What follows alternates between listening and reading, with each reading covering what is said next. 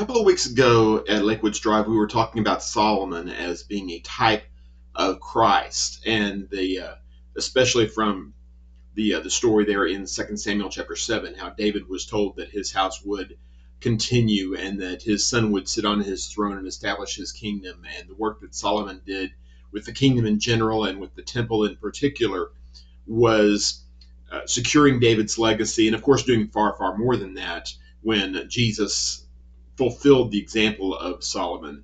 And it got me thinking about Solomon as an example of more things than that, just being an example of wisdom. Because usually when we talk about wisdom, we talk about Solomon, and he's oftentimes called the wisest man who ever lived. Well, we realize, of course, that in the truest sense of the word, Jesus was the wisest man ever, and Jesus' example is perfect.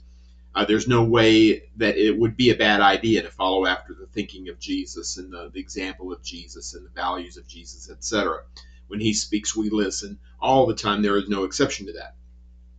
Solomon might be the easy response. Well, if you couldn't have Jesus, you had to have somebody else. Who's the wisest person in the world? Well, we think about Solomon.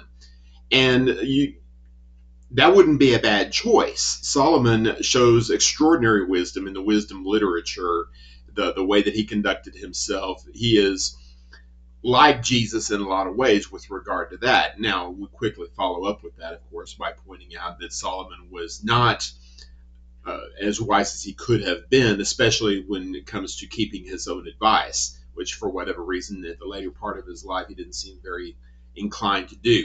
Why that's the case, well, he had his motivations, of course, and we can talk about foreign women a little bit as we go, but he took his eye off the ball, basically. He neglected his spiritual beginning, his upbringing, the way that he began. He did not finish the race as he should have, to use the phrase from Paul in 2 Timothy chapter 4. What I'd like to do for a little bit is look at Solomon's approach toward wisdom, first of all, in a positive sense, and look at examples that we should be following after and that we should be noting and applauding in ourselves and in others.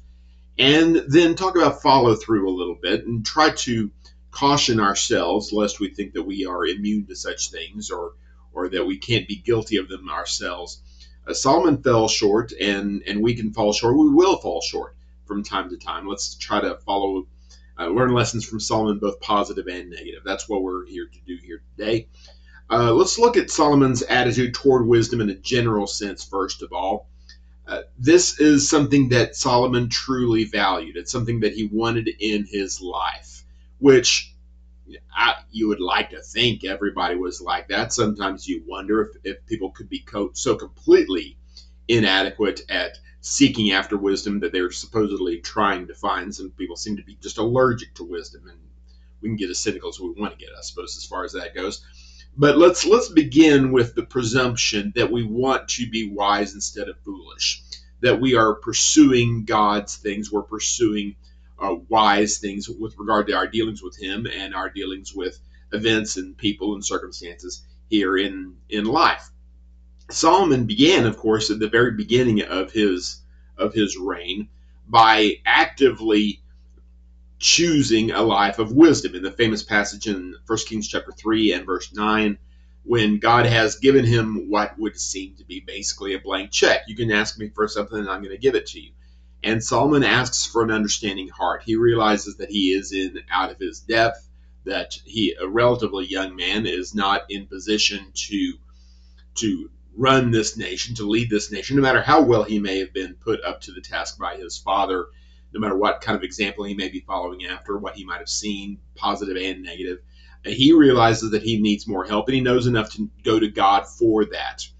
And that's what we're told to do in the New Testament, of course. In James chapter 1, we're told that any who lacks wisdom should ask of God.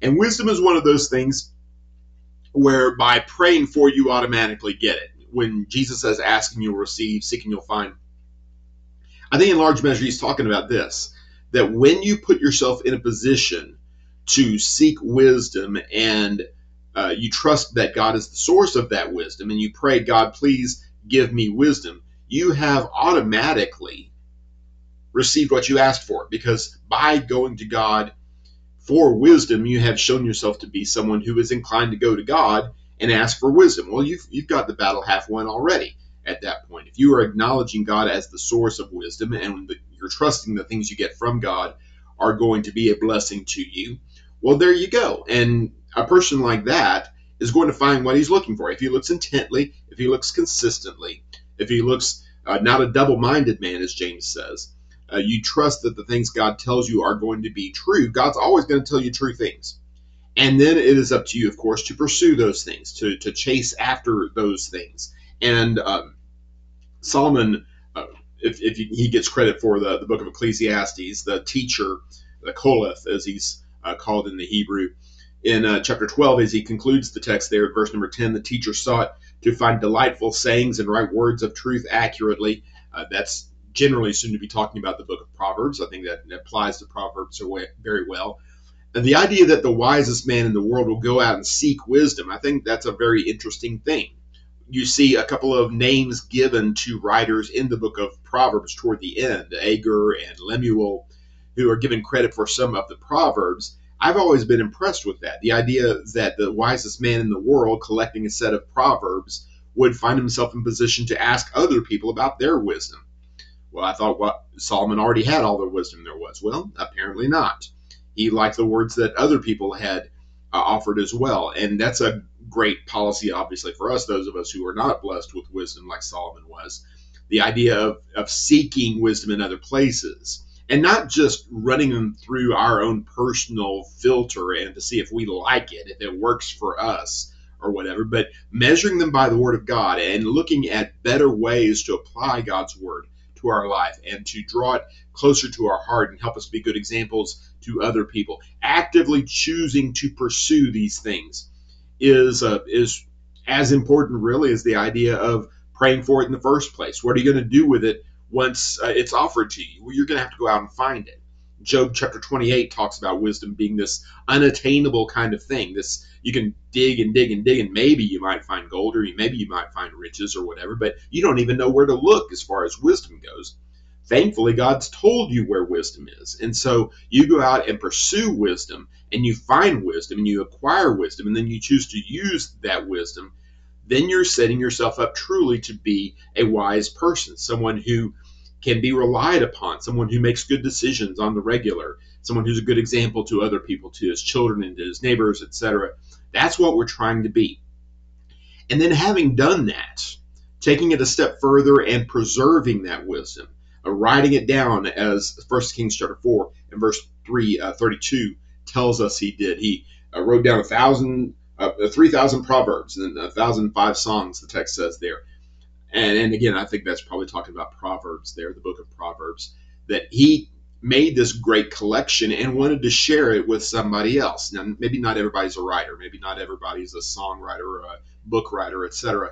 But there are ways that you can pass this wisdom on that you find for yourself to another generation. You teach your children, you teach your grandchildren, teach anybody who will listen, quite frankly, and not in such a way as to make yourself the object of adoration or veneration or get your name on a building or some such thing as that, but acknowledging that the things that you did in this life were of consequence, that you learned things, that you acquired certain things.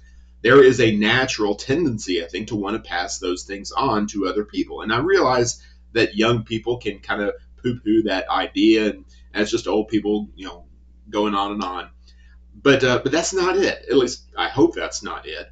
I take a lot of direction from Peter in 2 Peter, how he used the word repeating and repetition, etc. That I'm reminding you about what I used to remind you about back in the day. That sounds like a grandparent talking to his grandchildren on his deathbed or some such thing as that. That's the way older people should be talking, and younger people should be listening to that kind of thing. The idea that wisdom can be passed on, that means your life meant something. That means that you accomplished something, and not only did you accomplish it, you, to a certain degree, preserved it for another generation. Maybe they won't have quite as tough a time as you did. That's certainly what I hope for my children, and I'm sure if you have children or grandchildren, you're hoping for the same thing as well. And then it goes a step further than that in 1 Kings chapter 4. Verse number 34 says, emissaries of all peoples sent by every king on earth who had heard of his wisdom came to listen to Solomon's wisdom.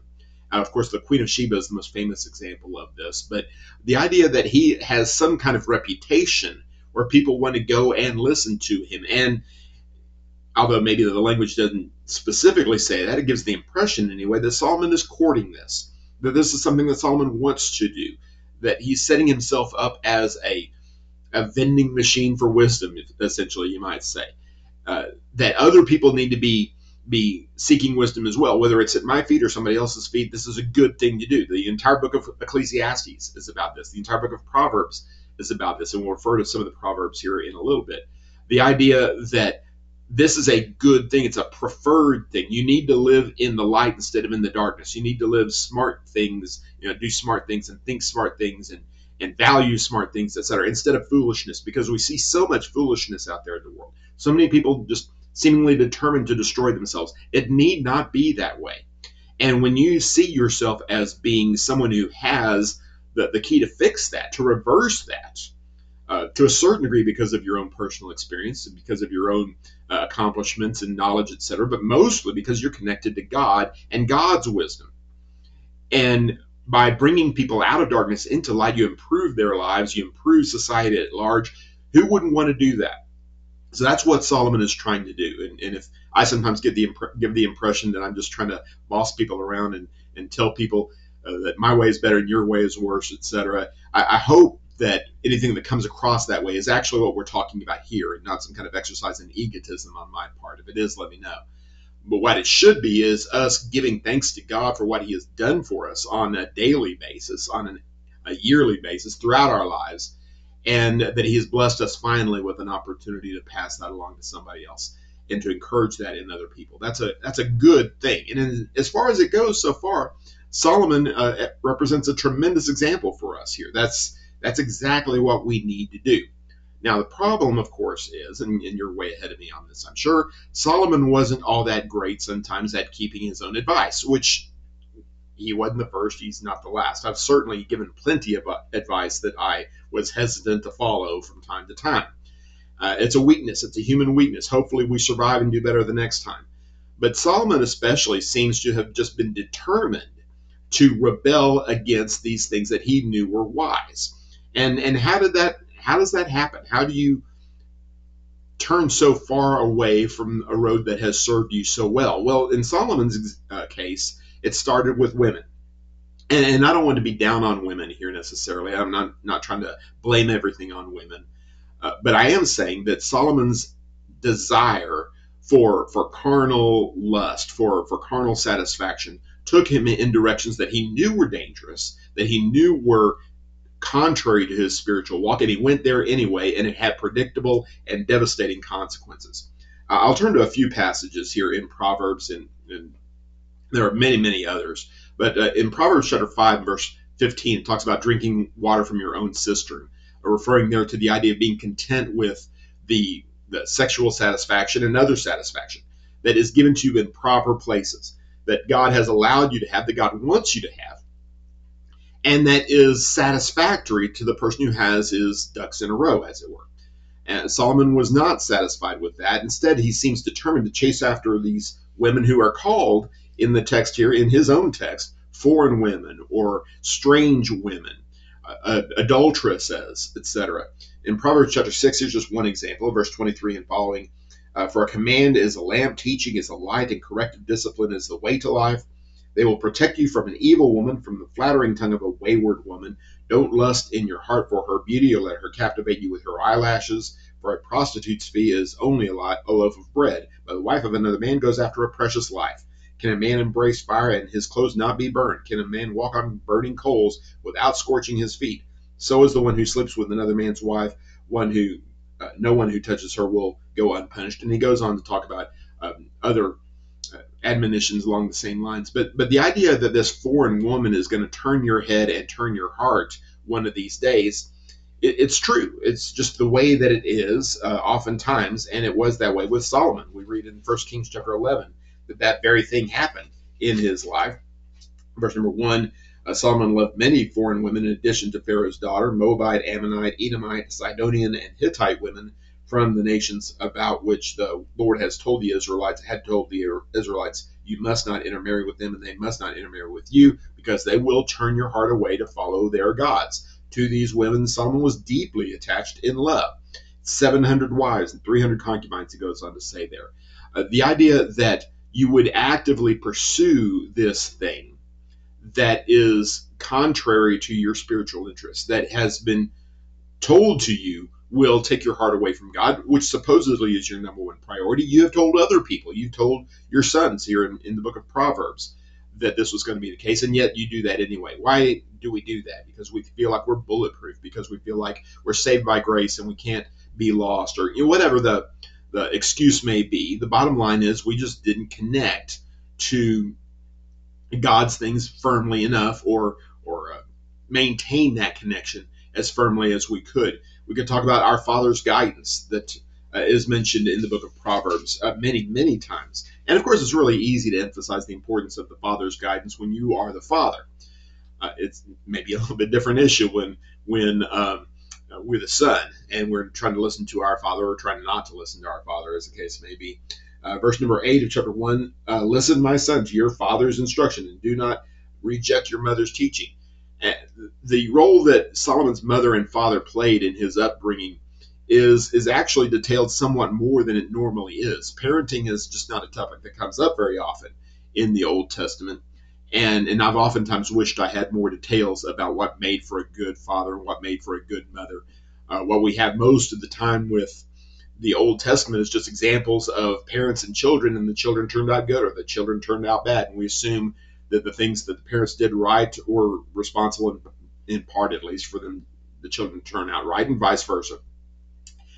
But David gave Solomon a lot of good training. Exactly how consistent it was, or how well he trained his other children, I'm not quite sure about that. But we are told that David did, to a certain degree, set Solomon up for success. In 1 Kings chapter 2 and verse number 1 and following, David there says, at the verse number 1, as the time approached for David to die, he ordered his son Solomon, as for me, I'm going the way of all the earth.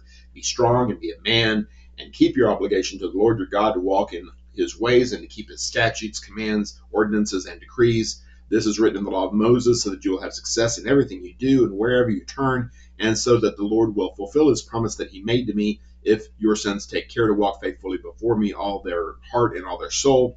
You will never fail to have a man on the throne of Israel. Well, that's great advice. That sounds a lot like Solomon's advice, quite frankly. The idea that you listen to dad or mom, and they tell you need to trust in God, you need to look after God, you need to put God's things first, etc. You do that, and everything's going to be going much better for you in the long run. That's good advice. That's what we should do, and that's what Solomon did do for quite a while. But then he forgot about it. And we like to tell stories where it works the other way around, where somebody, the prodigal son kind of character, where he forgets, or he desperately tries to forget his father's teaching, and eventually he comes around because it's ingrained so deeply. He flees home when he has no other option, because ultimately he knows that's where he belongs. Those are good stories. Those are positive stories. When we see the opposite happening, that is the really sad kind of thing, and that's why Solomon is such a tragic figure in this text. He knows so much better. He taught so much better. He evangelized so much better. And then he himself forgets where he came from. He forgets the kind of good advice that he got from his father. Maybe wealth will do that. Maybe power will do that. Maybe overindulgence will do that. Whatever it happens to be, it's a recipe for disaster when we take our eyes off of the ball that was given to us by our parents, hopefully at least given to us by our parents.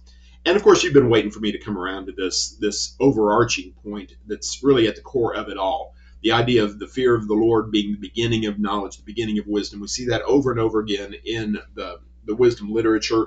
The way it's phrased in Proverbs 1:7 is the fear of the Lord is the beginning of knowledge. Fools despise wisdom and discipline. The idea of going to God first for our wisdom is at the cornerstone of every good wisdom sermon you've ever heard. That should be at the apex of our consideration of wisdom. You can talk about your gurus, you can talk about your self-help books, you can talk about your preacher, your elders, your parents, whatever. We need to ultimately come around to God, because God is the source of all good wisdom, and any good wisdom that is not rooted in God is not good by its very definition.